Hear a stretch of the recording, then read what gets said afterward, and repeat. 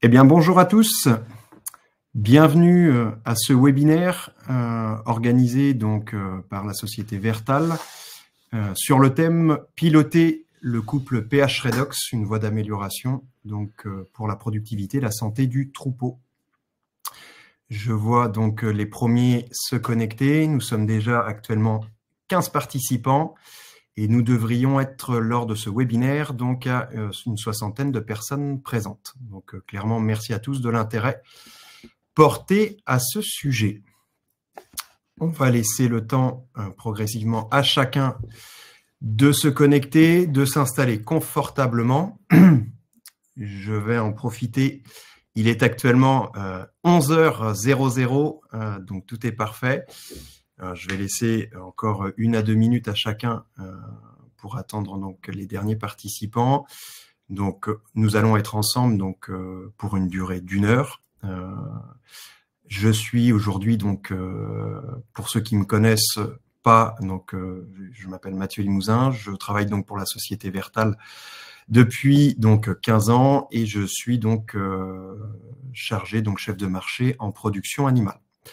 J'ai la chance pour ce webinaire d'être accompagné donc de Massoud Aoun, donc directeur général du groupe IDENA et qui est content d'être avec nous ce matin pour aborder un sujet qui lui tient à cœur, la notion de la nutrition donc des ruminants. Et également accompagné donc de Rémi Seta, qu'un grand nombre d'entre vous connaissent maintenant. Vous le voyez sur le terrain de manière régulière et donc qui est chargé chez nous, donc chef de marché en production végétale. Et qui donc est avec nous ce matin pour notamment assurer donc l'intendance, le bon déroulement de ce webinaire. Voilà. Merci à vous deux. Pour démarrer, donc voilà comment ça va se passer. Nous sommes ensemble donc pendant 1 heure. Nous allons donc à tour de rôle, dans un premier temps Massoud, puis pour ma part donc vous présenter les notions que nous souhaitons aborder ce matin avec vous. Pour les questions, vous avez surtout le droit de poser des questions en cours de présentation. Pour cela, si vous regardez donc en bas à droite de votre écran, vous avez plusieurs onglets, dont notamment 2. Le premier qui est un onglet questions et qui porte bien son nom.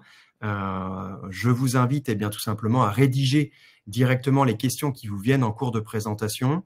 Rémi est là pour y répondre en live, pour les questions pour lesquelles il a les réponses. Celles qui n'auraient pas eu réponse au cours de la présentation, c'est avec plaisir que nous les reprendrons à l'issue donc de la présentation au cours du temps d'échange, donc d'une quinzaine de minutes.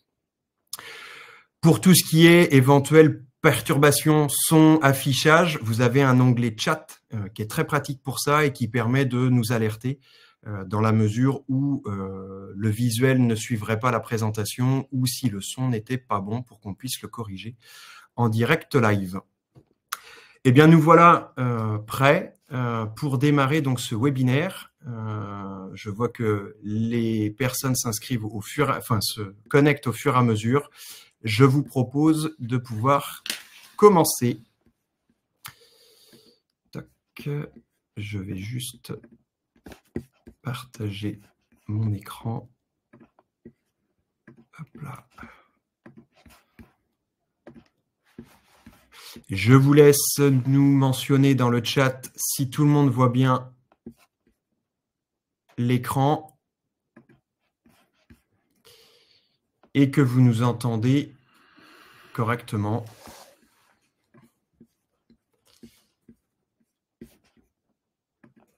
Eh bien, écoutez, je vous propose de démarrer et je vais laisser donc la main à Massoud pour une présentation de Vertal. Tu vas enlever le carré? Hop là. Okay. Bonjour tout le monde. Bonjour à ceux que je connais de façon assez rapprochée, on va dire. Et puis merci de votre présence. Mon rôle aujourd'hui, si vous voulez, c'est de vous présenter quelques fondamentaux au niveau de la nutrition des ruminants. c'est vraiment des fondamentaux, à savoir que le sujet principal reste quand même le potentiel redox. Donc, tout va tourner autour de ça. D'accord ? Avant tout, je vous présente la société Vertal. Société Vertal qui fait aujourd'hui, depuis, on va dire, un an et demi bientôt, fait partie du groupe Idena. Donc, Idena, créé en 95, et puis qui rassemble autour d'elle un certain nombre de sociétés, de filiales. Et puis, la dernière qu'on a intégrée dans le groupe, c'est la société Vertal. Donc, Idena, pour faire vite, firme service nutrition animale, qui intègre une société, donc deux sociétés plutôt de FAF, Indifeeds et Copalm, donc basée sur la France, la société STI, une nouvelle société firme, on va dire firme service en Roumanie, une autre société en Espagne, on a une antenne également en Australie, et la toute dernière qui a intégré le groupe, la société Vertal en décembre 2023. Donc, un groupe qui compte aujourd'hui 113 personnes, qui appartient à ses salariés. Donc, on est un groupe indépendant. Il y a 3 sites de production et puis 60 millions de chiffres d'affaires consolidés en 2024.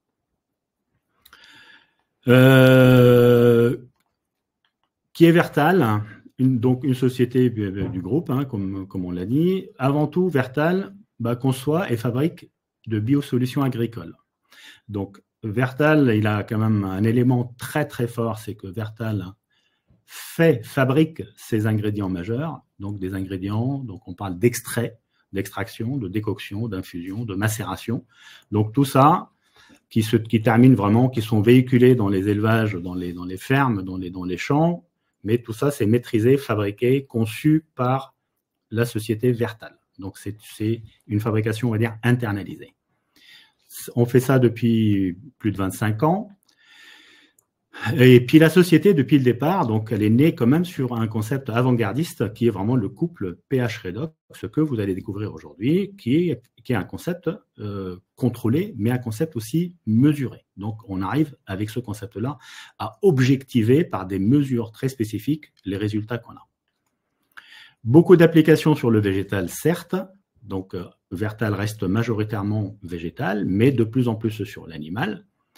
Donc, il y a une base de données qui a été accumulée depuis le départ, sur toute la partie donc relation, performance, on va dire le potentiel redox et performance des plantes, ce qui est quand même relativement puissant.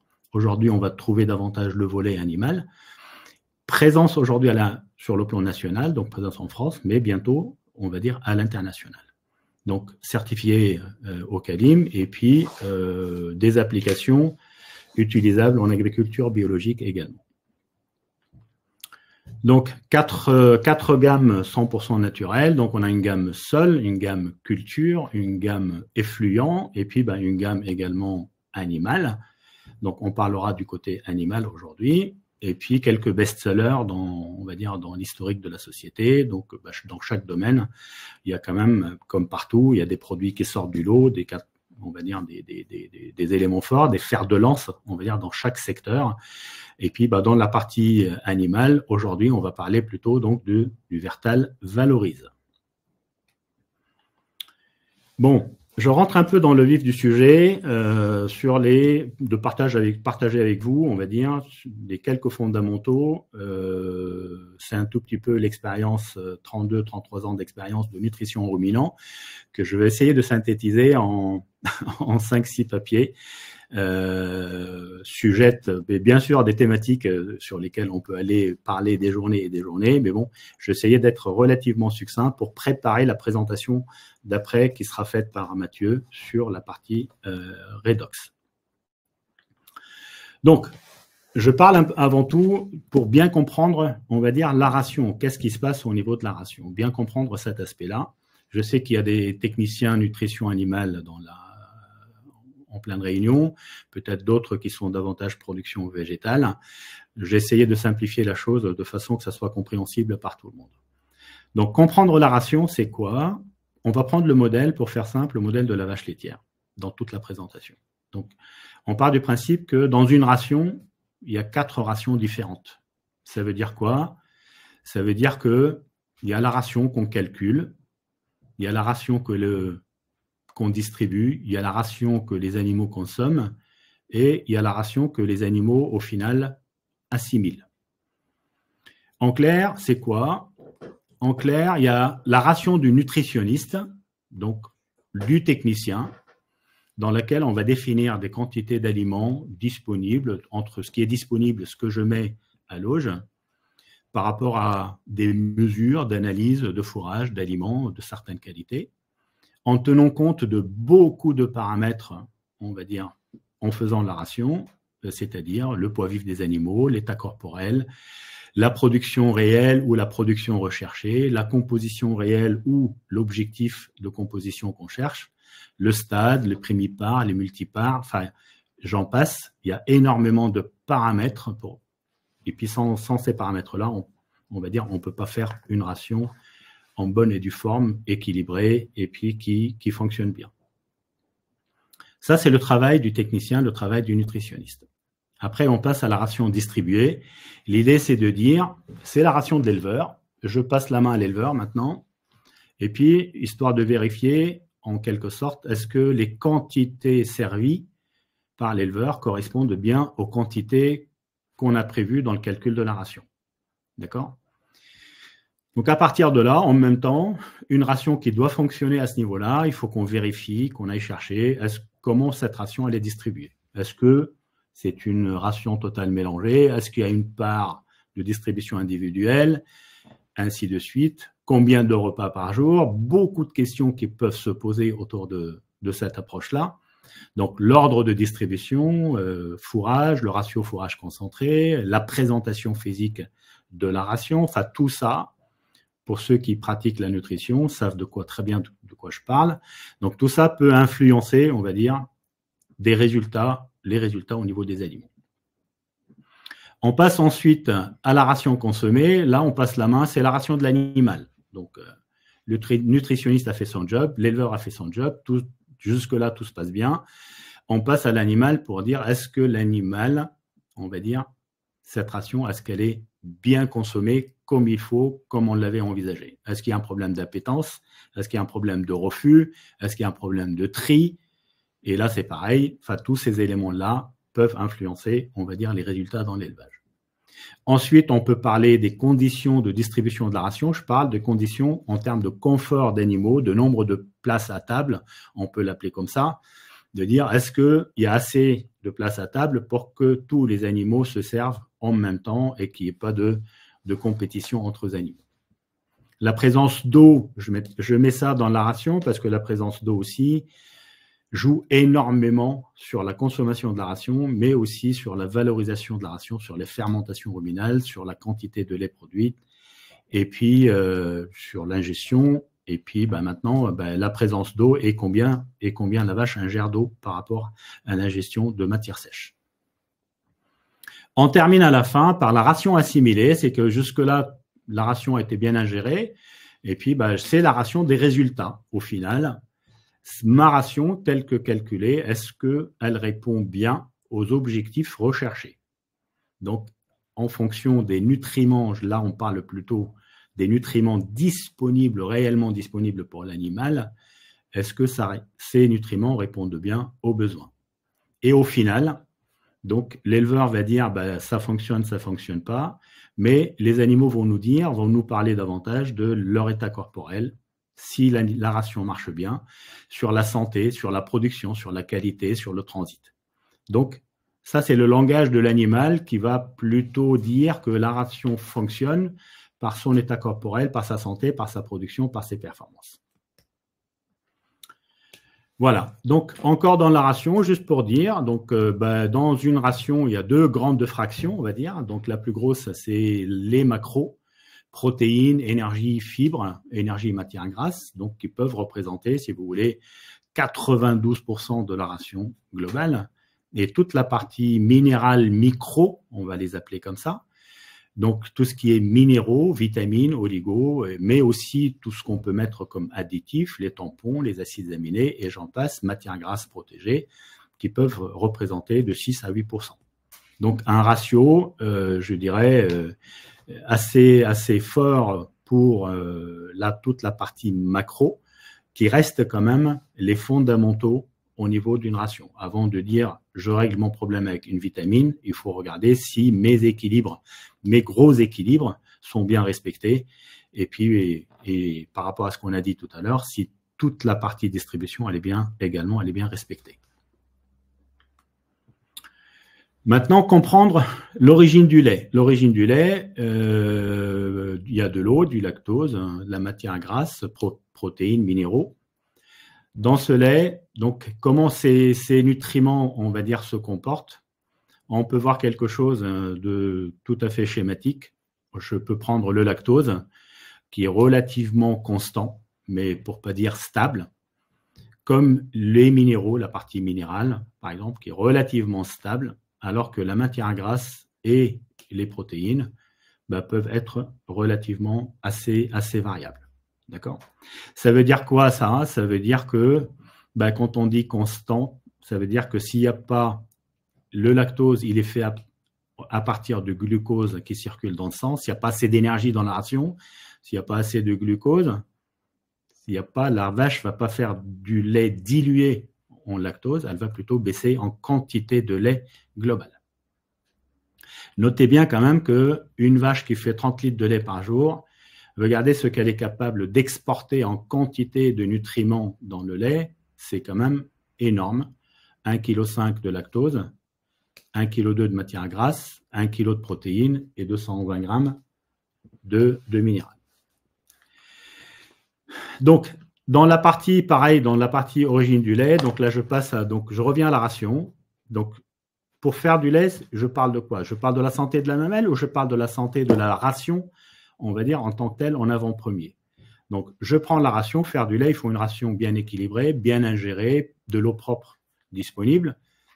Il faut un rumen, on va dire fonctionnel, des bonnes fermentations, sans acidose. Il faut un foie sans parasites, sans cétose. Et puis, il faut une bonne mamelle, une bonne santé de mamelle, pas de mammites, pas de cellules. Donc, histoire de dire, mettre tous les éléments de notre côté pour faire du lait. Donc, c'est là qu'on dit, c'est un peu la route du lait, de la ration vers la mamelle, mais en passant par deux compartiments importants, qui sont le rumen et le foie. Donc, je parle un tout petit peu rapidement sur quelque chose que tout le monde connaît, donc sur une production, sur on va dire de 350 jours de production. La courbe, elle est coupée en quoi? Ou les stades, début, milieu, fin de lactation, tari et préparation mise bas. Donc, toutes les courbes que vous connaissez, courbe du lait, courbe de matière sèche ingérée, la courbe du poids vif, avec toujours le stress du début de lactation, pour dire qu'il y a un déficit énergétique qui se crée. Tout le monde connaît cette histoire-là. Maintenant, comme ça reste le challenge numéro 1, on va dire, des nutritionnistes dans cette période-là, comment faire démarrer les vaches en lait sans trop prendre le risque sur sa santé en tant que telle. Maintenant, comment gérer les apports et les besoins par rapport aux besoins, par rapport à tous ces stades-là? Donc, c'est relativement simple. Dans la période de prépartum, donc de préparation au début de lactation, on peut voir quand même que les apports sont souvent inférieurs aux besoins. Dans la partie milieu de lactation, il faut obligatoirement corriger la chose et pour que les apports soient égaux aux besoins. En fin de lactation, il faut faire en sorte aussi que les apports soient supérieurs aux besoins pour que la vache reconstitue ses réserves corporelles. Et puis, on revient à la partie tari, apport égale besoin. Donc là, on cherche plutôt, c'est une période un peu de repos, mais de début de préparation en même temps. On ne cherche pas à engraisser la vache ou à faire de l'état, c'est trop tard. Donc, mais A égale B, apport égale besoin dans cette période-là. Ce sont les fondamentaux qu'on cherche tout le temps à respecter quand on fait des rations dans un élevage. Ensuite, on fait quoi? Je vous donne un schéma relativement simple par rapport à tous ces éléments-là en termes d'utilisation d'additifs depuis une trentaine d'années. Une vision un tout petit peu globale. On peut parler, par exemple, autour d'une ration, les nutritionnistes, les sociétés comme Idena, comme les fiers services, comme les fabricants d'aliments, comme les techniciens d'élevage. Donc, on a souvent utilisé des produits, par exemple, des organismes vivants ou inactivés. Ça, c'est une très grande famille d'additifs. Des produits de fermentation, des acides organiques, des prébiotiques, des postbiotiques, des antimicrobiens, des huiles essentielles, de plus en plus, des saponines, des tanins, des extraits de plantes. Et puis en même temps, on peut citer les argiles, les tampons, et j'en passe et j'en passe. Tous ces produits-là, je prends le modèle par rapport à ce qui va venir derrière, le modèle. Tous ces produits, si vous voulez, que je viens de citer, je les mets dans une case des modulateurs de la flore ruminale. D'accord ? Je ne vais pas aborder tous les sujets des autres additifs qui travaillent sur autre chose. On reste un tout petit peu dans cette partie fonctionnement ruminal avec, si vous voulez, d'un côté, je vois qu'il y a une famille d'additifs qui va travailler plutôt positivement, on va dire sur les fermentations ruminales, qui va dynamiser.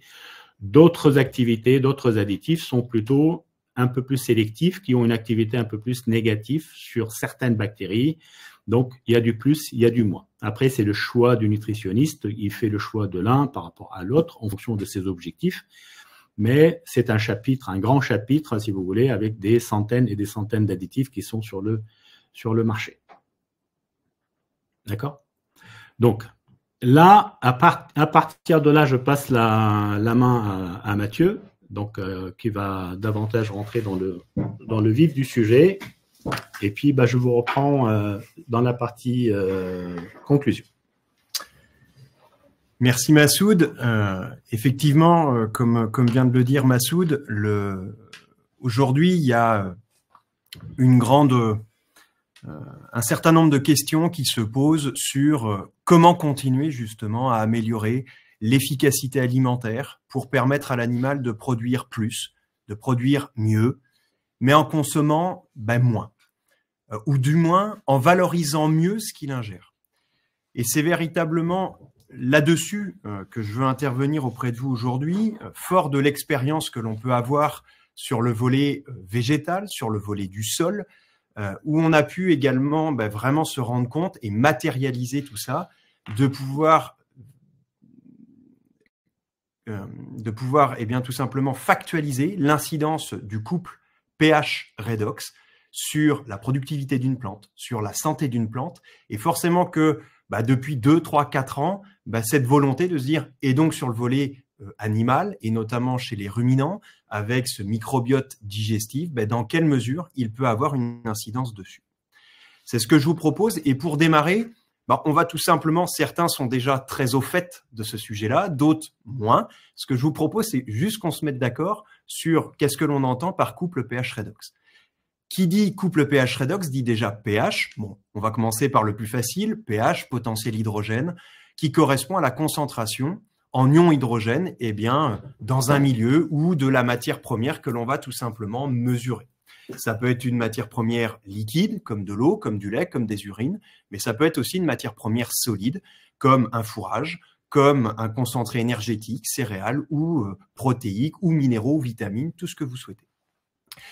Et ce pH, tout simplement, il est calculé avec, ça correspond au moins log de la concentration en H3O+. Plus la quantité de protons présents augmente, plus on observe une diminution de la valeur du pH et donc une situation d'acidification qui se présente. Et à l'inverse, quand elle diminue, le pH augmente et on se retrouve dans une situation plutôt alcaline, basifiante. Donc le pH permet tout simplement de statuer sur le statut acido-basique de ce que l'on mesure.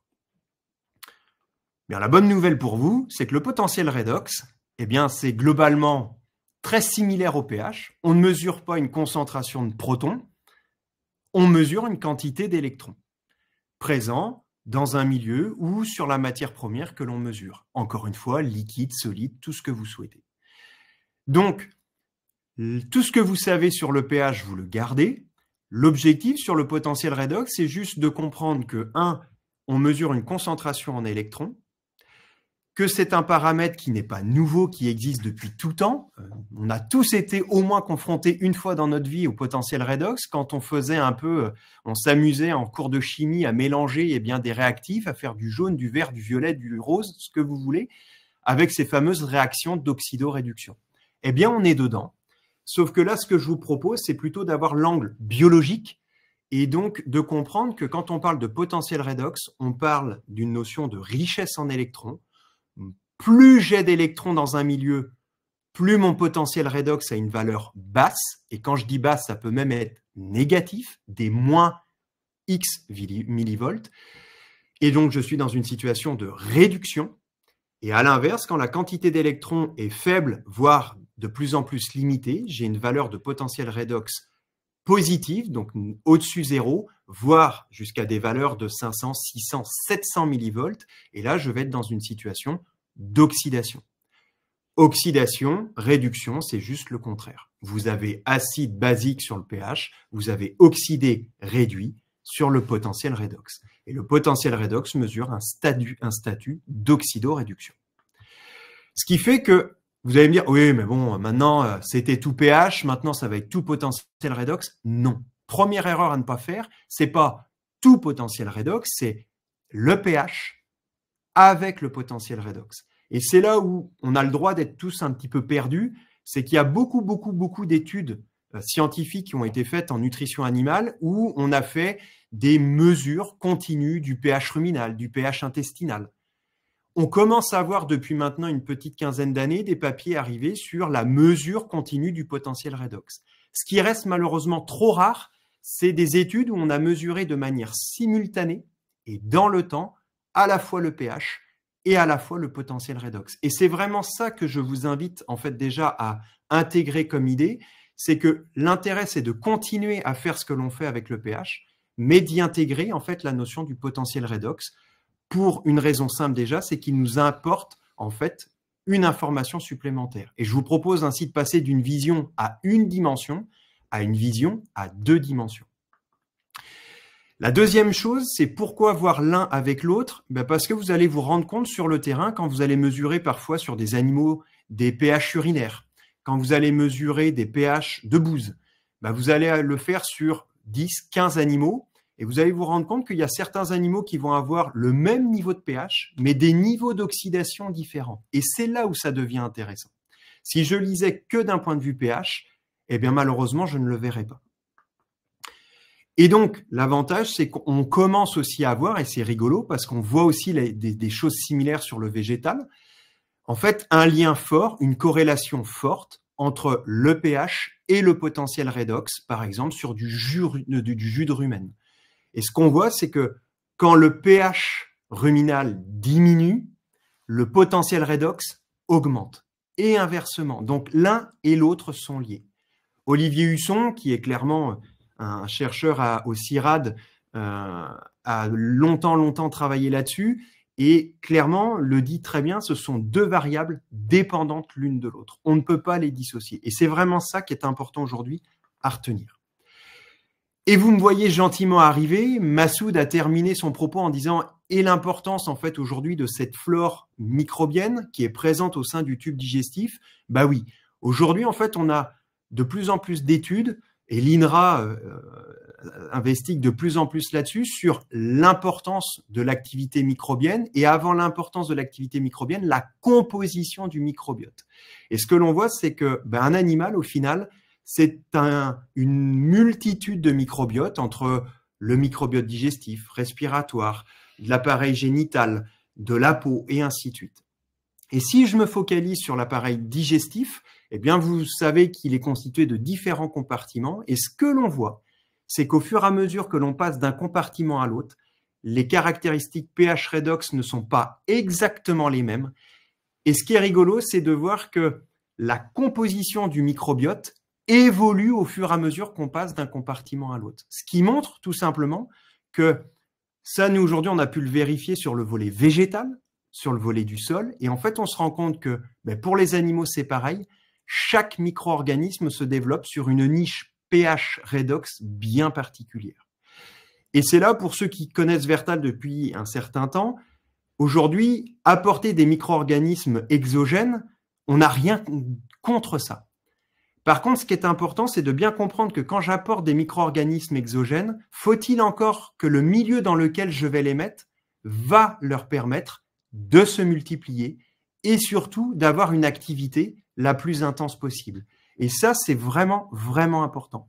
Et d'ailleurs, il y a déjà des travaux qui ont été menés en ruminant et qui ont montré le lien très fort entre l'activité en fait du microbiote ruminal et le paramètre pH et redox. Et d'ailleurs, c'est ça qui est très rigolo, c'est qu'on voit une corrélation positive entre la quantité d'acide gras total synthétisé et le pH, et une corrélation négative entre cette quantité d'acide gras synthétisé et le potentiel redox. Et vous allez eh bien progressivement nous entendre de plus en plus dire, au niveau d'un rumen, aujourd'hui le but du jeu, ça va être d'arriver à maintenir dans le temps un pH autour de 6,5 et un potentiel redox aux alentours de moins 180 millivolts. Vous allez me dire, Mathieu, t'es gentil, mais mesurer des jus de rumen toute la journée, on n'a pas que ça à faire, et puis 2, on n'a peut-être pas forcément le matériel pour le faire, puis on n'en a peut-être pas envie non plus. Et c'est là où nous, on s'est beaucoup focalisé sur des matrices que l'on peut facilement collecter, telles que les urines, telles que le lait, telles que les bouses. Et en fait, on se rend compte également cette même notion d'importance du pH et du redox sur la composition du microbiote et sur son activité. Il y a d'ailleurs même des études aujourd'hui qui sortent en monogastrique et notamment sur l'aspect porc, qui montrent justement l'importance et l'incidence de ce couple sur la composition du microbiote. Donc oui, vous voulez un microbiote diversifié et hyperactif, eh bien le couple pH-redox est clairement quelque chose que je vous invite à mesurer. Parce que sans mesure, on ne sait pas d'où on part. Et ça, c'est fondamental. C'est comme si on prenait la voiture, on allait sur l'autoroute et qu'on avait 0 voyant qui nous indique si le moteur il est à la bonne température, si tout se passe bien. Et bien aujourd'hui, on a besoin d'indicateurs et pour ça, on a besoin de faire des mesures. Et on n'est pas parti comme ça en se disant on va faire des mesures. On a été se former auprès d'une personne qui s'appelle Pierre-Emmanuel Radic et qui effectue ce type de mesures depuis plus de 10 ans, qui est vétérinaire et qui fait ce type de mesures en élevage ruminant depuis plus de 10 ans. Et il nous a montré concrètement avec quel outil le faire et comment le faire. C'est hyper important. Vous avez des outils qui permettent de faire rapidement de la mesure sur le terrain. Ce sont mes 2 stylos verts, les stylos Extec, qu'un certain nombre connaissent, qui permettent, donc il y en a un pour le pH et un pour le redox. Vous trouvez ça sur Internet très facilement. C'est des outils très robustes et surtout qui ont l'intérêt d'avoir des têtes plates et qui nous permettent de faire des mesures sur à la fois du liquide et du solide. Avec ça, vous allez pouvoir mesurer un pH sur un front d'attaque, vous allez pouvoir mesurer un pH de bouse, vous allez pouvoir mesurer un pH de lait, d'urine, d'eau, de ce que vous voulez. Et même sur du sol demain si ça vous intéresse. Et idem avec le redox. Et pour moi, ça a été les premiers outils que j'ai commencé à utiliser il y a 6-7 ans quand j'ai démarré ce type de mesure. C'est bien, c'est simple, c'est pas fragile. Avant d'en casser un, il faut quand même s'en occuper. Par contre, ça a un niveau de précision assez limité. D'où l'intérêt à côté d'avoir des appareils qui sont beaucoup plus précis, qui sont clairement l'appareil de référence pour faire de la mesure de bioélectronique, qui est le Consort, et notamment le modèle C3050 qui permet de faire de la mesure instantanée de pH, de potentiel redox et de conductivité. Sincèrement, ça c'est vraiment un outil, on en a 2, et c'est l'outil, dès que je veux m'amuser à faire des bases de données à des fins de connaissances fondamentales, je passe des outils terrain à vraiment cet outil de référence. Avec un protocole bien spécifique, mais ça, on pourra reprendre ça dans le détail pour ceux que ça intéresse. Sauf que ces mesures, c'est bien. Et faut être honnête, ça prend beaucoup de temps. Et donc, si on veut avancer vite et sérieusement sur de la data avec des relations robustes entre nos variables pour pouvoir mieux l'utiliser demain sur le terrain, c'est l'avantage des nouvelles technologies.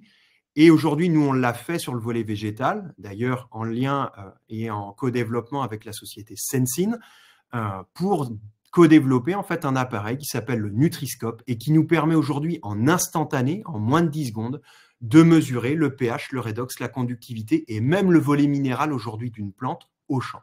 L'objectif demain, c'est de faire le même type de développement, mais sur le volet animal. Et que chaque technicien qui le souhaite eh bien, puisse très rapidement mesurer le pH, le redox, la conductivité sur de l'eau, sur des urines, sur des bouses, voire du jus de rumen pour les plus courageux et téméraires d'entre nous. Parce que, de toute façon, si on ne sait pas d'où on part, on ne va pas pouvoir savoir précisément comment aller vers la cible souhaitée. Sachant qu'il y a des influences, la génétique joue. Si vous vous amusez à faire des mesures, ça c'est des exemples de mesures qu'on a pu faire sur le terrain, vous allez vous rendre compte que dans un même élevage, conduit de la même façon, logé au même endroit de la même façon, bien d'un animal à l'autre, vous allez avoir des petites fluctuations. Et ça, il faut l'accepter, c'est comme ça, c'est l'effet génétique. La deuxième chose, l'alimentation a une incidence là-dessus. Voilà, il y a des études qui ont clairement montré que plus la ration est riche en fibres ou moins riche en fibres et plus riche en concentré, ça a une incidence directe sur l'évolution du pH, notamment ruminal, mais aussi intestinal, et sur le potentiel redox ruminal et intestinal. Bon, ben ça, on le sait, et d'où l'intérêt des fondamentaux repris par Massoud en préambule. Ces fondamentaux, ils restent d'actualité, donc respectons ça. Maintenant, même en respectant ça, et c'est là où pour moi, j'aurais aimé découvrir ça plus tôt, eh bien, quand on est dans l'élevage, le problème, c'est que d'un élevage à l'autre, la qualité de l'eau n'est pas la même d'un élevage à l'autre. Vous allez avoir des élevages avec des eaux acides, oxydées, d'autres acides, réduites, d'autres basiques, réduites ou oxydées. On n'a pas forcément la même qualité d'eau d'un élevage à un autre. Sur les fourrages, vous allez avoir vous allez pouvoir faire le même constat. D'une exploitation à l'autre, vous allez voir des petites fluctuations de pH, mais des fluctuations de redox qui peuvent être relativement importantes, puisque malheureusement, le potentiel redox d'un fourrage récolté dépend de son niveau de redox au champ, qui lui-même dépend des pratiques culturales et du niveau de fertilité du sol. Donc, forcément que d'une exploitation à l'autre, vous n'aurez pas exactement les mêmes choses. Et sur les concentrés, c'est encore pire. Pourquoi? Parce que les concentrés, on récolte le grain lorsque la culture est à maturité, et quand elle est à maturité, elle a atteint son niveau d'oxydation maximal. C'est pour ça que quand on continue, nous, à travailler, à faire du développement, eh bien, on voit par exemple sur du ruminant, entre des rations sèches ou des rations humides, le delta et le niveau de réponse encore plus marqué et important sur des conduites rations sèches que sur des rations humides. Tout simplement pour vous dire que sans mesure, malheureusement, on passe trop à côté de quelque chose d'important qui souvent nous disent je comprends pas, j'ai pourtant fait la même chose que je fais chez Pierre, Paul, Jacques et j'ai pas le même niveau de réponse chez Marcel. Eh bien, tout simplement parce que d'une exploitation à l'autre, vous allez avoir toutes ces variations-là. Et ce qui est important de visualiser, c'est que le rumen, pour qu'il fonctionne de manière optimale, eh bien, on va vouloir le maintenir à un niveau de pH optimal 6,5 et à un niveau de redox de moins 180. Sauf que mon animal, il va consommer une eau plus ou moins acide, plus ou moins fortement oxydée, et en élevage, on est très souvent sur des eaux trop oxydées, et des fourrages et des concentrés qui sont relativement éloignés de cette zone optimale que l'on recherche. Et plus la distance entre ce qu'ingère l'animal et cette zone optimale est importante, et plus l'animal va devoir activer des mécanismes de régulation enzymatiques et non enzymatiques pour ramener la situation vers cette zone optimale. Sauf que ça nécessite une dépense énergétique, et l'énergie qui est dépensée à faire ça de façon régulière et à un niveau important, c'est de l'énergie en moins pour garantir de la santé et de la productivité. Et c'est en ça que, en fait, cette démarche couple pH redox, en tout cas pour nous chez Vertal, a ouvert en fait un certain nombre d'abord de questions, puis après progressivement essayer d'apporter des réponses à ça. Sans oublier le volet environnemental. Je ne vais pas m'étendre sur la notion du stress oxydatif aujourd'hui. Ça, c'est clairement un sujet, si ça vous intéresse, que l'on pourra proposer dans un prochain webinaire. Mais l'évolution des conditions climatiques en France et dans l'ensemble à l'échelle du globe va malheureusement en plus intensifier cette perturbation du couple pH redox au fur et à mesure du temps en élevage. Alors, je vous ai parlé du couple pH redox, que pour un rumen, pour un intestin, il y a des cibles optimales à respecter. Oui, ça, c'est la première étape. La deuxième étape, et ça, c'est ce que nous, le volet végétal, nous a énormément appris, le plus important de l'important, c'est aussi de tout faire pour que ces valeurs optimales, une fois qu'on les a atteintes, on les garde dans le temps. Et c'est ce qu'on appelle l'homéostasie, en fait, de ce couple pH-redox. Parce que le microbiote digestif, il est composé d'un certain nombre de micro-organismes qui ont tous leur cible pH-redox optimale. Si je veux les garder actifs le maximum de temps en permanence, plus je maintiendrai ce couple pH-redox optimal le maximum de temps, plus je permettrai à l'animal d'avoir un microbiote diversifié d'une part, mais surtout hyperactif en permanence, et donc d'améliorer cette efficacité alimentaire. Et c'est en ça, vraiment, cette slide, c'est certainement la slide la plus importante de la partie que je vous présente, la notion de couple pH-redox optimum, mais surtout la capacité à conserver cette homéostasie de ce couple-là.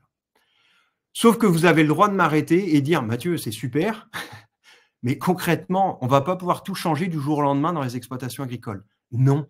Et sincèrement, en plus, ça ne sert à rien de vouloir tout changer. On ne peut pas. Par contre, le but du jeu, c'est de savoir véritablement où on en est, d'où on part et où on doit arriver. Ça, c'est fondamental. Et en fonction de ça, à défaut de pouvoir tout changer, de remettre un petit peu d'antioxydants en fait, dans les rations, mais à juste titre. Je vais reprendre des propos d'Olivier Husson. La suroxydation est néfaste pour l'animal, pour sa santé, pour son intégrité, pour sa productivité, pour tout ce que vous voulez. Mais la super-réduction n'est pas forcément non plus optimale. D'où le fait que les antioxydants, c'est peut-être dans l'air du temps, mais attention, c'est comme tout, c'est à manipuler avec prudence et de manière adaptée par rapport à la situation dans laquelle on est. D'où l'intérêt pour nous aujourd'hui de dire on sait qu'on ne pourra pas tout changer et donc on a développé une solution qui est le Vertal Valorise, qu'un certain nombre d'entre vous connaissent déjà et que l'on a voulu challenger parce que concrètement, on va être clair, le Vertal Valorise, c'est un aliment minéral qui peut s'utiliser soit en tant que tel dans les élevages, soit en incorporation directement dans les aliments, les minéraux, ce que vous souhaitez. Concrètement, cet aliment, cette solution contient en fait des macérations de plantes, du radis noir, de la fume de terre, de la verge d'or, qui en fait ont été choisis pour leurs propriétés antioxydantes et anti-inflammatoires. Clairement. Donc là, vous voyez déjà le côté limiter cette notion de stress oxydatif. Enrichi avec un bioferment qui nous rapporte métabolites microbiens, vous savez ce qu'apportent les métabolites microbiens, et ce côté également antioxydant, le tout mis sur un support de terre de diatomée, qui revient rapporter ce côté antioxydant. Donc voilà ce que fait le Vertal Valorise. Et quand on le met en place en élevage, au début des années 2020, j'ai eu la possibilité, via le réseau Cristal, et notamment accompagné par Philippe Verdelage, de mettre en place à 2 reprises en élevage laitier, donc le Vertal Valorise. J'avais la moitié des vaches qui n'avaient pas du Vertal Valorise et l'autre moitié qui en avait. En mesurant l'indice de stress thermique, et ce que l'on a vu en 2021, situation indice de stress thermique limité, eh bien cette capacité sur des vaches en début de lactation, parce qu'on était sur des vaches laitières en début de lactation, là où on sait la difficulté à couvrir les besoins de l'animal, eh bien on a été capable de sécuriser la productivité laitière, tout en améliorant la qualité du lait produit au travers des taux, vous le voyez ici au travers du TB et du TP avec une augmentation significative, mais surtout une réduction de la numération cellulaire sans augmenter les mammites et surtout en réduisant la synthèse de corps cétonique, ce qui montre clairement cette capacité à améliorer l'activité du microbiote digestif, la capacité à produire des nutriments utilisés par l'animal, déjà et surtout avant tout pour couvrir ses besoins. Puis on s'est amusé en 2023, parce qu'il faisait très chaud, de refaire exactement la même chose dans le même élevage avec le même protocole, mais dans une situation d'indice de stress thermique élevé. Et là, ce qu'on s'est rendu compte, c'est globalement même situation, mêmes effets, mais par contre avec un effet très marqué sur la capacité à maintenir une productivité laitière tout en réduisant cette production de corps cétonique. Donc hyper intéressante, sauf que le problème c'est que fin 2023, j'étais toujours pas plus avancé pour dire mais concrètement, je fais quoi? Qu'est-ce qui se passe? Et c'est là, notamment, depuis qu'on a intégré le groupe IDENA, on a eu la chance en 2024 de pouvoir mettre en place le même essai avec la ferme de Paris-Grignon, mais en leur demandant de faire une chose en plus. Alors, on a dû les former pour ça, et c'était avec grand plaisir, et notamment l'équipe d'Amandine Hiverneau, pour mesurer sur des lots de vaches. Donc, on avait 2 lots de 24 vaches que l'on a suivis pendant 12 semaines. On a suivi le lait, les taux, les cellules, les mammites, note d'état, poids, et ainsi de suite. Mais surtout, on a fait demander de faire des mesures de pH et de potentiel redox sur le lait, les urines et les bouses. Et je vous fais pas languir plus longtemps, mais cet essai-là nous a permis, et bien tout simplement, donc, comme ce sont des mesures qui prennent du temps, on n'a pas pu faire les mesures sur 24 vaches. Donc, on l'a fait sur 2 lots de 8 vaches, notre lot de 8 vaches témoins, notre lot de 8 vaches supplémentées avec le Vertal Valorise. Et à la fin de l'essai, traitement statistique tout fait par les soins d'Amandine Hiverneau, eh bien, de mettre en évidence, en fait, une modification significative, donc légère du pH des bouses, où on est passé de 6,8 de pH à 6,6 de pH. Très bien. On s'y attendait parce qu'on sait qu'on a toujours tendance, on veut toujours tirer un peu vers une légère acidité. Par contre, une diminution significative du potentiel redox des bouses des vaches supplémentées avec le Vertal Valorise comparativement avec le lot témoin.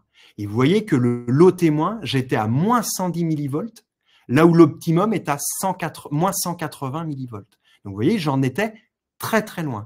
Juste en incorporant le Vertal Valorise dans la ration, avec ses propriétés acido-réductrices, plus l'effet qu'il a sur l'intensification du microbiote, m'a permis déjà de passer de moins 110 à moins 140.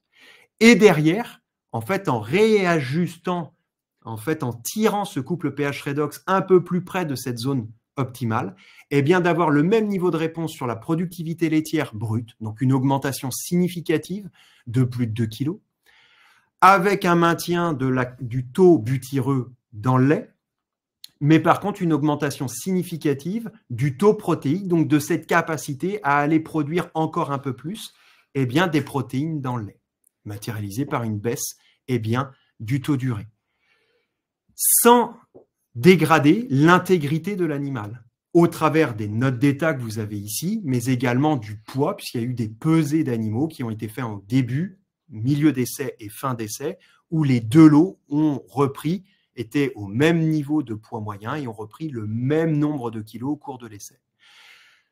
Et le dernier point, sans dégrader la santé. Et c'est ça qui est aussi important. C'est bien de produire plus, c'est ce qu'on veut, mais sans dégrader la santé. Et vous retrouvez la non-incidence sur la numération cellulaire, la non-incidence sur le nombre de mammites, mais encore une fois, sur cette baisse significative de la production en fait, de corps cétoniques, montrant ainsi la capacité, en réajustant ce couple pH redox, d'optimiser l'activité microbienne, produisant plus de nutriments pour aider et permettre à l'animal de mieux couvrir ses besoins quotidiens d'entretien, puis de production. Avec cette capacité à aller jusqu'à l'amélioration économique, parce que c'est bien techniquement de vouloir faire des choses, mais il est aussi fondamental que économiquement, eh bien, ça soit pertinent pour l'éleveur qui lui permet de sécuriser encore un peu plus la rentabilité de son exploitation. Et le dernier point, et je m'arrêterai là-dessus avant de juste repasser la parole à Massoud pour la conclusion, c'est que c'est bien, vous allez me dire, ouais, mais on a fait ça en station expérimentale, toutes les conditions, les vaches, elles sont chouchoutées, tout est très, très, très bien fait, maîtrisé. C'est pas la vraie vie de nous, éleveurs. Eh bien, justement, c'est pour ça qu'en parallèle, on a fait en fait une mise en place donc sur 20 élevages, sur la moitié nord de la France, le fameux Challenge Valorise pour ceux qu'on a entendu parler, où on a suivi sur 20 élevages avec une taille de troupeau autour de 80 vaches laitières en moyenne, des vaches qui n'utilisaient pas, qui n'étaient pas supplémentées en Vertal Valorise. On les a suivies, on a collecté les résultats pendant 3 mois. Puis, on a démarré la supplémentation en Vertal Valorise et on a suivi l'évolution des performances pendant 3 mois supplémentés. Et vous retrouvez bien tout simplement les résultats ici avec l'incidence sur la productivité laitière, comme j'ai pu vous le présenter pour l'essai mené sur la ferme de Paris-Grignon et avec le réseau cristal, avec une capacité à maintenir la qualité du lait pour le TP, un peu moins pour le TB, mais on n'avait rien touché sur le calage des rations. Donc oui, il y avait certaines rations qui auraient mérité en termes de calage d'être revues, mais on ne voulait toucher à rien. Et donc l'augmentation de la production laitière brute avec le maintien des taux nous a permis, encore une fois, de montrer l'incidence sur l'augmentation de la production de matières utiles, c'est-à-dire véritablement de nutriments présents dans le lait qu'évoquait tout à l'heure Massoud.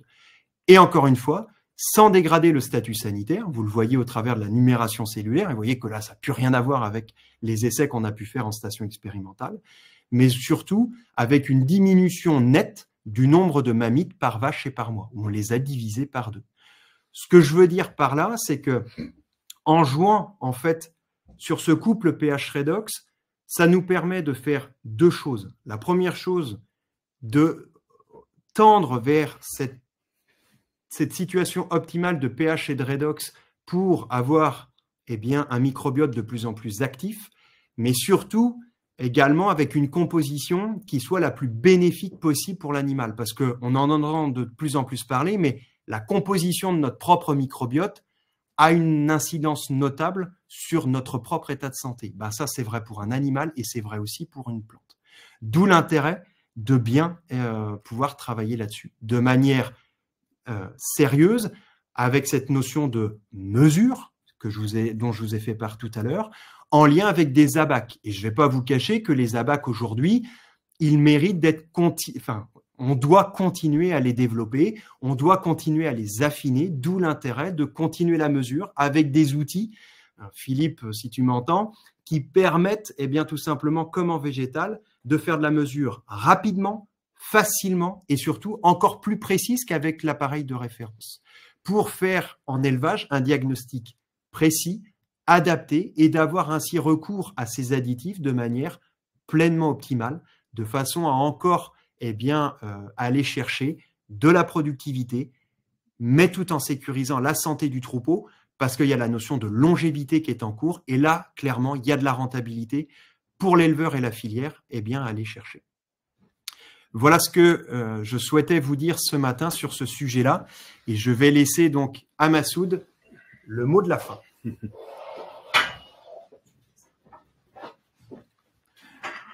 Oui, juste pour conclure ce webinaire, il y a quelque chose sur lequel, je dirais, aujourd'hui est relativement clair, une certitude chez Vertal, c'est qu'il y a aujourd'hui une relation très très directe entre ce qui a été dit tout à l'heure par Mathieu, donc du couple pH redox, et la santé et les performances des plantes. Donc là, c'est vraiment le savoir-faire de Vertal sur la partie végétale qui a conduit après vraiment à une évolution du même approche, du même concept vers l'animal.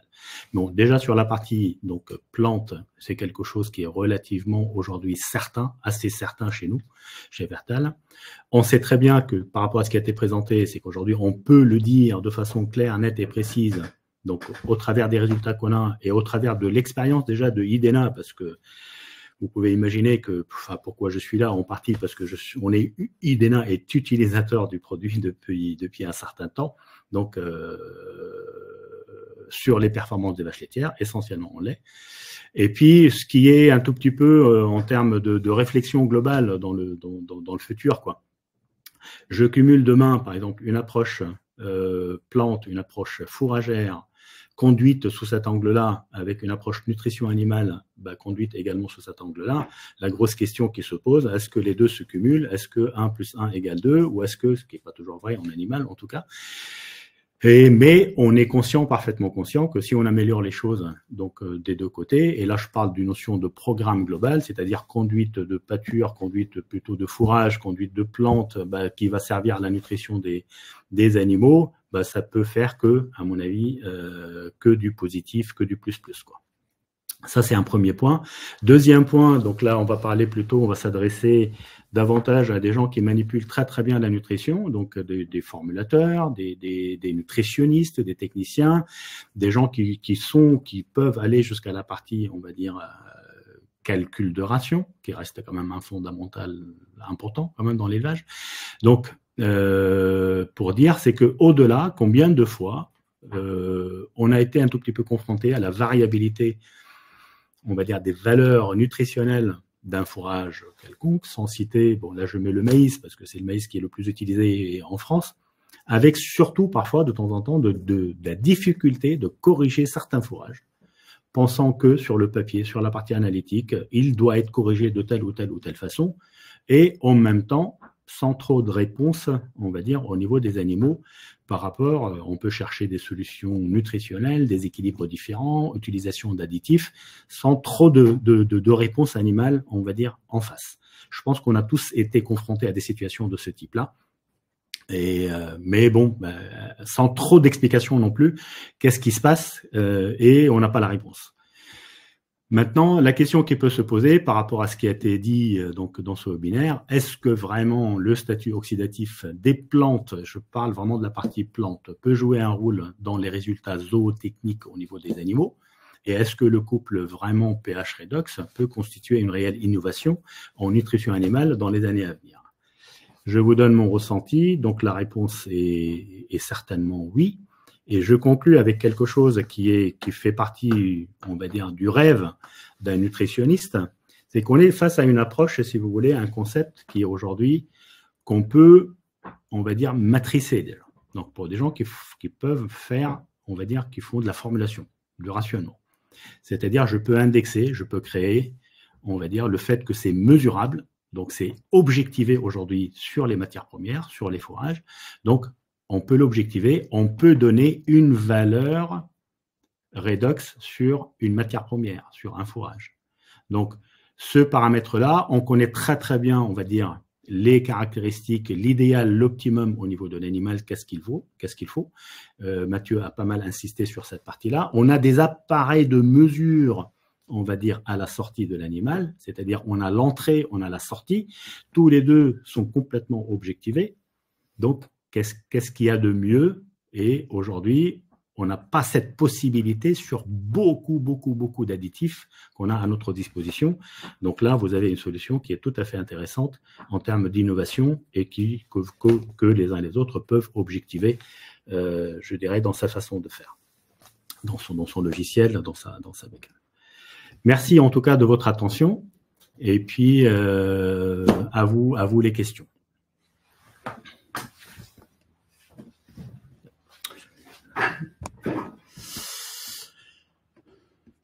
Alors, juste, je départage mon écran de façon...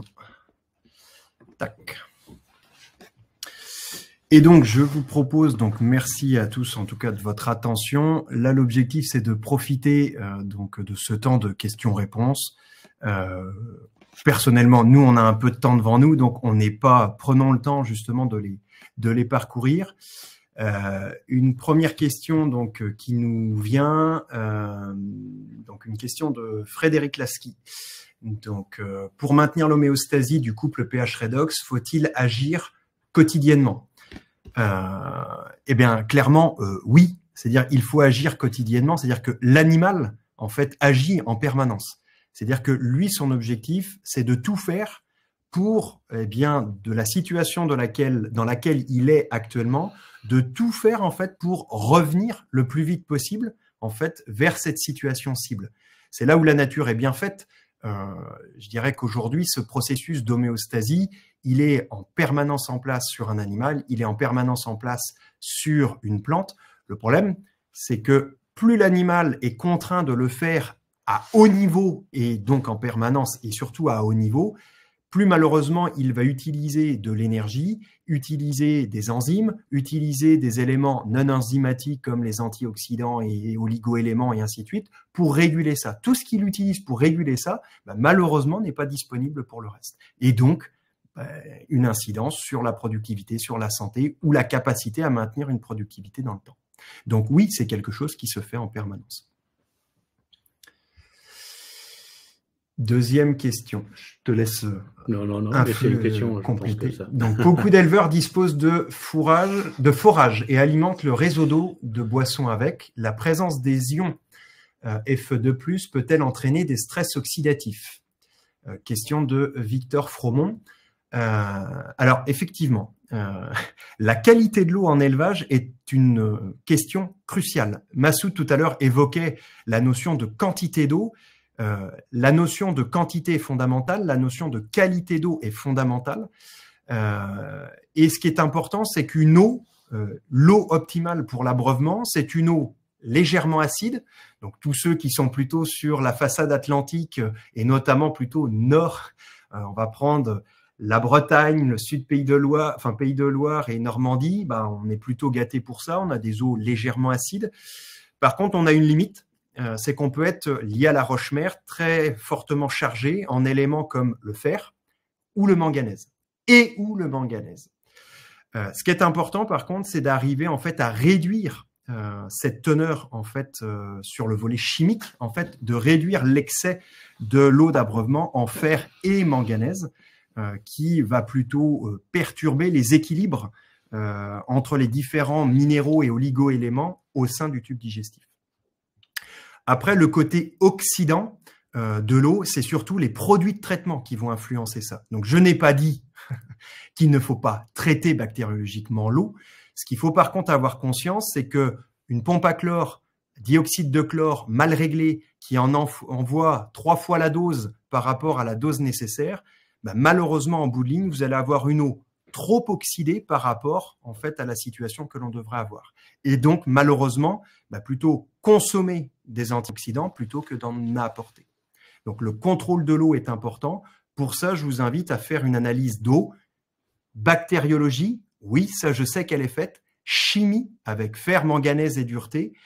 Et le volet potentiel redox, c'est des choses sur lesquelles aussi je vous invite à regarder ça. Mais quand on parle d'une eau de qualité, c'est bien sur ces 3 points-là. Et après, il y a la notion de quantité. Mais il faut aussi tenir compte, c'est que par rapport à cette question-là, tout ce qui est élément, on va dire, en excès, peut engendrer un manque d'assimilation des autres éléments. C'est-à-dire, beaucoup de fer peut engendrer vraiment des déficiences en d'autres oligos. Donc, manganèse, cuivre, zinc, et ainsi de suite. Tout ça, c'est lié. Question suivante. Est-il possible de conclure que la baisse donc, de BHB, qu'il y a plus d'énergie disponible et donc une incidence positive sur la protéine, donc une efficacité protéique supérieure? Oh. Alors, question de Jérôme Morin, que je salue d'ailleurs. Aujourd'hui, déjà, on va découper les choses. C'est-à-dire que la notion de corps cétonique, comme l'a dit tout à l'heure Massoud, malheureusement, un animal, par exemple, si je prends la vache laitière, une vache qui vient de véler, qui démarre sa lactation, malheureusement, les besoins journaliers dont l'animal a besoin pour satisfaire la production laitière qu'elle va initier ne peuvent pas être complètement couverts par la ration en fait, qu'elle ingère, tout simplement parce que la capacité d'ingestion est malheureusement insuffisante par rapport à ce qu'elle devrait être pour permettre une couverture totale en fait, des besoins de l'animal. Donc l'animal va tout simplement aller chercher dans ses réserves corporelles, et notamment adipeuses, pour récupérer en fait l'énergie dont elle a besoin. Ce que l'on voit, c'est qu'en intensifiant l'activité du microbiote digestif avec une qualité de microbiote, bien sûr, de départ intéressante, ça nous permet d'améliorer la capacité en fait à aller chercher les éléments, les nutriments présents dans la ration que l'animal va pouvoir utiliser derrière. Et donc, plus il en a, plus il va pouvoir augmenter le taux de couverture de ses besoins et donc limiter la mobilisation de ses réserves corporelles et donc BHB. Après, forcément, en tant que nutritionniste, on sait aussi le lien entre le volet énergétique qui, avec de l'azote, va permettre la synthèse d'acides aminés puis de protéines et avoir une incidence positive. Mais déjà et avant tout, c'est cette efficacité en fait alimentaire de transformation des éléments contenus dans la ration en nutriments à des fins d'utilisation par l'animal. Je compléterai, Jérôme. Salut, Jérôme. Je compléterai par rapport à ce que Mathieu a dit. Tu as tout à fait raison de poser la question. Aujourd'hui, on a une certaine répétabilité des résultats à chaque fois qu'on utilise le Valorise. Vous avez les 3 résultats, on va dire, mesurés avec des tests statistiques. Nous, on est utilisateurs depuis quand même un certain temps. On a souvent la même tendance. Quand on parle de plus de lait de façon systématique, ça veut dire quoi plus de lait? Et d'où mon topo en tout début, quand on parle que dans le lait, il y a du lactose, le lactose est constant, et s'il n'y a pas de glucose, il n'y a pas de lactose, et s'il n'y a pas de glucose, il n'y a pas de lactose, il y a moins de lait. Quand on parle de plus de lait, ça veut dire quoi? Ça veut dire il y a forcément, donc c'est la quantité de lactose, elle est plus importante, la quantité, on va dire, d'énergie disponible sous forme de glucose, elle est plus importante. Donc forcément, ça induit, on va dire, une énergie, on va dire, plus disponible pour l'animal.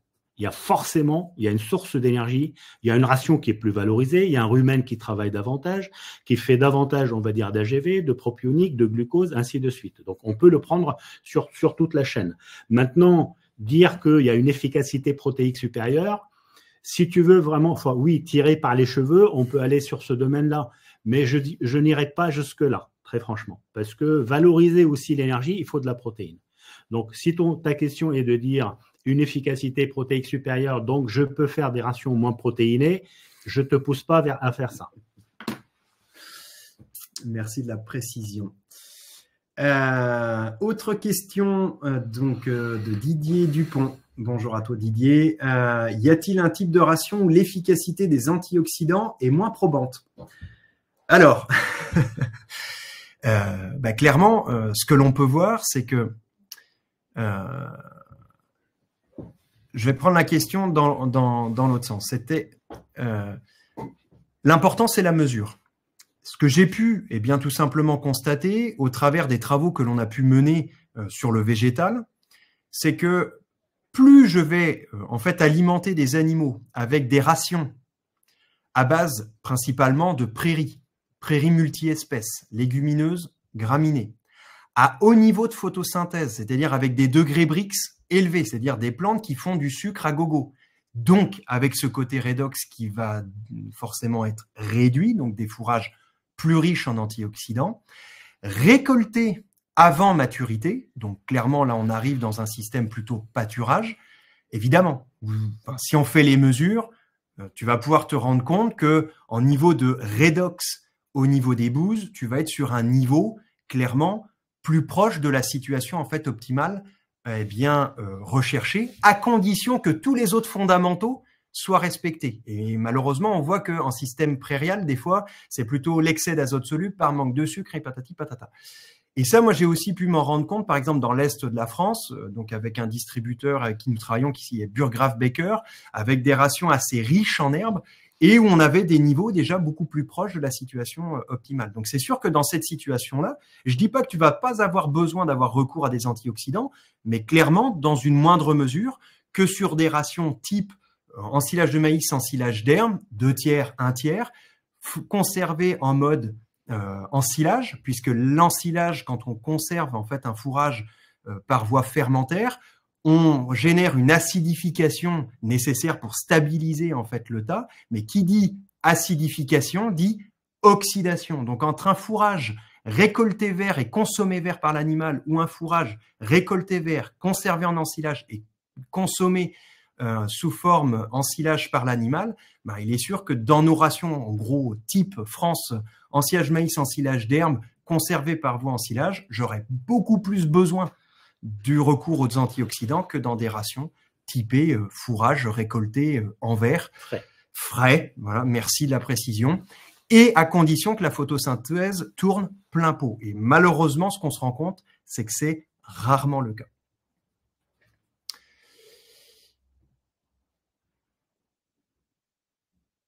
Alors, question de Geoffrey Leroy. Si l'animal consomme trop de produits réduits, l'effet sera donc antagoniste.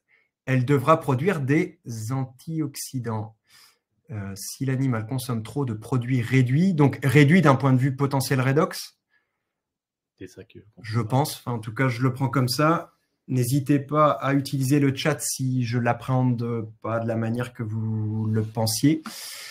Effectivement, je reviens sur la notion de mesure, c'est-à-dire que sur utiliser des antioxydants là où on est déjà à un niveau d'oxydation proche de la situation optimale, malheureusement, en fait, on n'a pas d'intérêt en fait à accroître ou à maintenir le niveau de recours en fait à ce type de solution.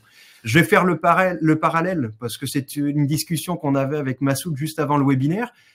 Idem sur l'usage de produits tampons. En fait, vous allez vous rendre compte qu'à faire les mesures sur les bouses, dans un certain nombre de cas, et si François Baudry est là, ça va le faire sourire parce qu'il y a 2-3 ans, c'est pas faute de l'avoir tanné avec ça. On allait dans le nord de la France où on est sur des rations soi-disant hyper acidogènes, avec des recours aux produits tampons à gogo, et en fait, on se retrouvait avec des bouses qui étaient avec des pH moyens, plutôt de l'ordre de 7, 7,2, 7,5. Et en fait, on sortait complètement, on s'écartait en fait de la situation optimale recherchée. Et ce que l'on a fait, c'est qu'on a réduit le recours au tampon, on l'a pas enlevé, on l'a réduit pour se rediriger vers cette zone optimale. Et par contre, on a travaillé le côté antioxydant qui était trop peu travaillé. En fait. Et on se trompait un peu de combat, on mettait beaucoup trop de force sur un sujet où il y avait moins de sujets qu'on le pensait, et on n'en mettait pas assez sur un où il y avait vraiment un gros sujet. D'où l'intérêt de la mesure.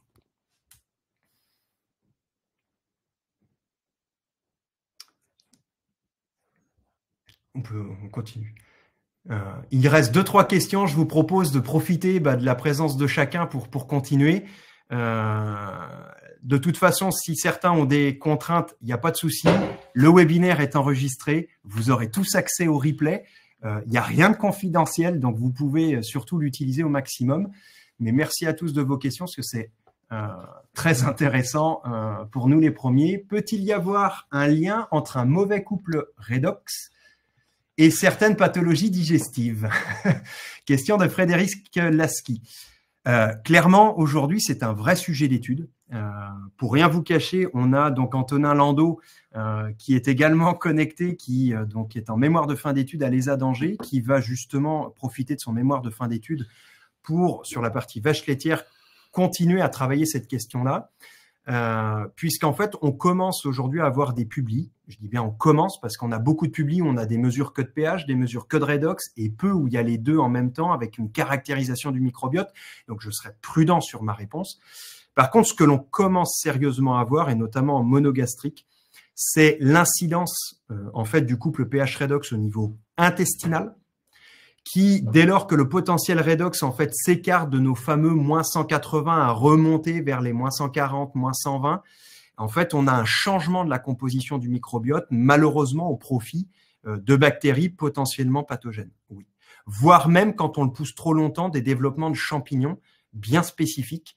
Donc, il y a 2-3 publis sur le sujet qui certes, méritent d'être complétés et alimentés, mais on commence à avoir un petit peu cette chose-là. J'avais d'ailleurs été sollicité sur le même type de questions, un peu sur la notion de candidose en volaille, et je pense que c'est des questions qui méritent d'être clairement beaucoup plus approfondies, et rien que déjà par des mesures de couple pH redox, d'où on part, où est-ce qu'on est entre des animaux sains, des animaux concernés par la pathologie, et de voir s'il y a une réelle différence, comme on pourrait le penser. Avec les mesures de pH redox des ingrédients de la ration, êtes-vous en capacité de prévoir les effets dans la panse et intestinale, donc productivité? Eh bien, Jérôme, c'est une excellente question. C'est justement la grosse question que j'ai posée aujourd'hui à Antonin, notamment pour son mémoire de fin d'études, parce que comme le disait tout à l'heure Massoud, l'objectif, c'est aussi de pouvoir dire, on a tous des logiciels de rationnement où on gère l'aspect énergétique avec le fractionnement des différentes formes énergétiques, idem sur l'aspect protéique, la synchro de digestion entre l'énergie et la protéine. Et bien, clairement, notre souhait, c'est d'intégrer également le lien entre ça et d'en faire un vrai nutriment supplémentaire dans nos formules de rationnement. Jérôme, il y a tout ce qu'on peut dire à chaque fois qu'on met en place des essais sur un nouvel additif. Effectivement, on mesure l'effet productivité, c'est-à-dire réponse animale. Après, tu attaques la partie mode d'action ou plutôt comment le produit travaille. Et là, je pense qu'il y a encore beaucoup de choses à découvrir. On est bien d'accord, hein, on est sur une approche, on va dire, qui est ancienne certainement, mais qui est tout à fait nouvelle également sur la partie nutrition animale. Il y a beaucoup de choses à découvrir encore en termes de... On n'a pas tous les éléments en main aujourd'hui pour tout expliquer, qu'on soit bien d'accord. Je rebondis sur quelque chose qui est encore sur des additifs qui sont vieux, qui sont sur le marché depuis 30, 40 ans. Et puis, on voit que pratiquement tous les ans, à chaque essai, on explique quelque chose de nouveau. Donc, on n'a pas l'explication, dire comment ça fonctionne dans la panse il faut qu'on explore davantage cette partie-là. On sait aujourd'hui, c'est que entrer le produit à la gueule de l'animal, certainement, il y a des réponses zootechniques certaines, de plus en plus, on va dire, répétitives. Ça, on le sait. Il y a beaucoup de choses qu'on connaît, mais il y a beaucoup de choses aussi qu'on ne connaît pas. Donc, mais ce sont les années à venir, les essais au fur et à mesure, les tests qui vont nous apprendre, on va dire, à affiner, à mieux positionner le produit dans des situations un tout petit peu complexes, quoi. Donc, c'est comme ça qu'on appréhende les produits, en tout cas. Et donc, nous allons terminer avec donc, une question posée donc, par Patrice Bourrion. Bonjour à toi, Patrice. Sur le terrain, nous voyons une forte présence de mycotoxines dans les rations. Massoud va le confirmer. Cette présence sur certaines exploitations est même récurrente. Peut-on dire qu'elle est liée à un dysfonctionnement de sol? Patrice, tu la prends, Massoud? Patrice, on ne se connaît pas, mais on se connaîtra peut-être un jour. C'est une thématique qui a été énormément travaillée par IDENA, par moi-même, on va dire, au niveau du groupe d'ailleurs. Dire directement, on va dire, dysfonctionnement du sol, j'irai pas jusque-là.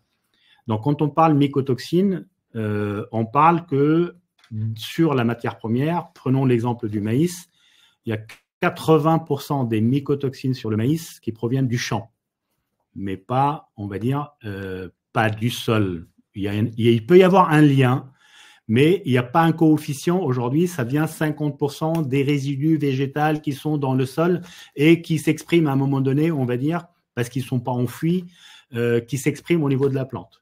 Donc, il y a un incident, mais je ne dirais pas qu'il est majeur, très franchement. Donc, c'est mycotoxine égale champignon, égale même après traitement, il peut y avoir une sécrétion de mycotoxine à un moment donné qu'on récolte, qu'on retrouve à la gueule de l'animal. D'accord? Te mettre un coefficient sur l'incidence du sol par rapport à la présence de mycotoxines, moi, je suis incapable de te donner ça et je ne pense pas qu'il y a quelqu'un qui sera capable de te dire à 20%, 30%, 50%, ça peut venir des résidus végétaux. Parce que ce sont les résidus de végétaux qui peuvent développer des moisissures, qui peuvent éventuellement contaminer les plantes et sur lesquelles on peut se retrouver avec des mycotoxines après, quoi. Mais mettre un coefficient, c'est très difficile de le faire. Pour amender la réponse de Massoud, par contre, il y a un vrai champ d'exploration pour nous, c'est que on sait aujourd'hui, au travers de toutes les mesures qu'on a pu faire en pH redox sur les plantes, par contre, aider la plante à s'oxyder le moins vite possible via une photosynthèse hyper efficace est clairement un super moyen pour en fait, limiter le terrain, pour limiter le développement en fait, des champignons, notamment Fusarium, potentiellement responsables des toxines derrière. Donc là, clairement, oui, c'est quelque chose qu'il faut clairement travailler. Maintenant, malheureusement, le lien avec le sol, pas clair. Enfin, il y a des choses. Maintenant, dans quelle proportion? Ouais. Allez, une dernière. Il y a Rémi qui nous fait signe. J'ai encore une question. Allez, on la prend. Il n'y a rien de plus frustrant que d'assister à un webinaire et de ne pas avoir réponse à sa question tout de suite. L'acidification entraîne l'oxydation des fourrages. Pourquoi le potentiel redox évolue en diminuant avec des fourrages qui ont une fermentation plus longue? L'acidification entraîne l'oxydation des fourrages. Oui. L'acidification du fourrage récolté. Oui. Pourquoi le potentiel redox évolue en diminuant avec des fourrages qui ont une fermentation plus longue? Alors, ce serait même plutôt l'inverse. C'est qu'aujourd'hui, si vous mesurez en fait au fond d'attaque, plus vous allez avoir une durée de conservation qui s'allonge, plus vous allez avoir plutôt tendance à avoir en fait une augmentation encore un peu plus importante de ce potentiel redox. Donc, clairement, mais l'effet d'accélération, il est clairement cette conservation par voie fermentaire, alors qui a plein de bénéfices. Hein. On a un fourrage qui est conservé, qui est stabilisé. par voie d'acidification. Par contre, il y a une grosse limite et c'est hyper important. Moi, quand j'ai appris ça et que je l'ai validé en le mesurant au champ, enfin au champ puis après au silo, c'est là où les Extec sont un super outil pour ça. Eh bien, j'aurais aimé apprendre ça à l'école parce que c'est là où j'aurais vu aussi le regard sur le recours au côté statut d'oxydoréduction bien plus rapidement. Voilà pour ça. Eh bien, écoutez, il me semble qu'on a fait le tour des questions. Encore un grand merci à vous tous sur votre présence et votre plein investissement lors de ce webinaire au vu du nombre de questions posées donc à l'issue, en espérant en tout cas que ça vous ait pleinement plu, convenu. On s'en excuse au préalable, on n'a pas pu tout traiter en fond, en large, en travers. Je dirais, prenez-le surtout comme une première, l'épisode 1, et l'objectif est bien de continuer. Si dans la mesure où le sujet vous intéresse et que vous voulez en savoir un peu plus, rendez-vous pour l'épisode 2. Comme je le disais, le replay va vous être envoyé automatiquement par mail, donc à chacun d'entre vous. Si vous avez des collègues ou des connaissances qui s'intéressent également au sujet, zéro problème pour partager le replay et vous le retrouverez même sur la chaîne donc YouTube Vertal, tout simplement en libre accès. Voilà, donc faites-en bon usage et on reste pleinement à votre disposition ainsi que l'équipe donc d'ACD Vertal sur le terrain qui sont clairement là pour répondre à vos questions, vos besoins sur le terrain. Grand merci à vous. Merci. Bon appétit à tous. À bientôt.